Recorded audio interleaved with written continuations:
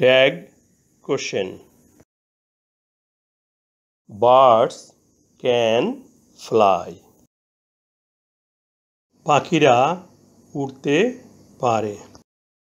এই বাক্যে birds subject. এই বাক্যে ব্যবহৃত ক্যান মোডাল অক্সিলারি। এই ভার্বের ফর্মগুলো দেখে নেই। ক্যান প্রেজেন্ট টেন্স, অর্থ পারা। এই মোডাল অক্সিলারি ক্যানকে ব্যবহার করে ট্যাগ কোশ্চেন করতে হবে। ট্যাগ কোশ্চেন করতে পুরা সেন্টেন্সটি লিখি, তারপর কমা বসাই। এই বাক্যে কোনো নেগেটিভ শব্দ নট বা নো নেই, তাহলে এটি অ্যাফার্মেটিভ সেন্টেন্স।